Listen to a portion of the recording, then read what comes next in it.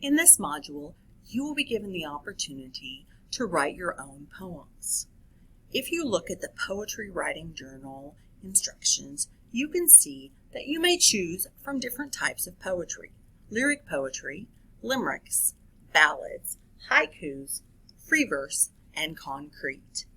Make sure you understand the different criteria for each of these poetry forms by reviewing the poetry types and forms on pages 84 through 86 in your textbook, Essentials for Children's Literature. As you are writing the different poems, remember that this is a children's literature course, and you may search for and look at the different types of children's poetry available. Then you may mimic those different types. Perhaps you want to be motivational, as Shel Silverstein is in Listen to the Mustn'ts. In this, he emphasizes different verbs in the poem. Listen to the mustn'ts, child. Listen to the don'ts. Listen to the shouldn'ts, the impossibles, the won'ts.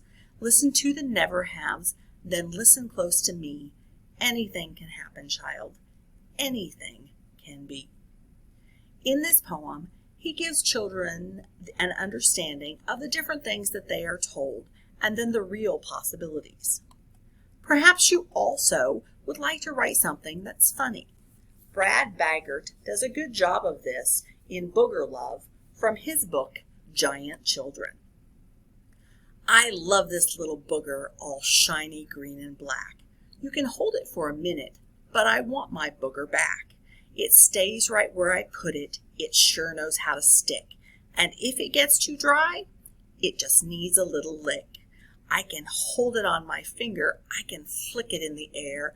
I can stick it underneath a desk or underneath a chair. I can make a ball and roll it just to see which way it goes.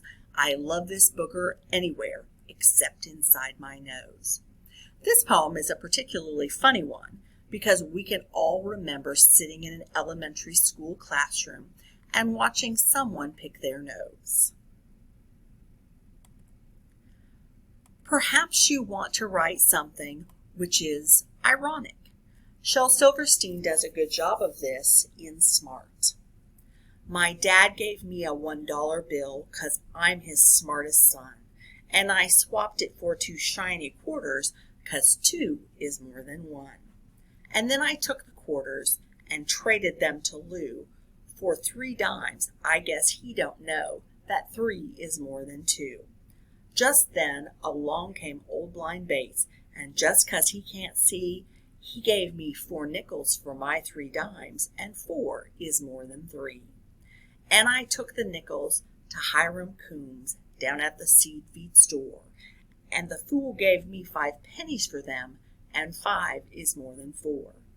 And then I went and showed my dad, and he got red in the cheeks and closed his eyes and shook his head, too proud of me to speak.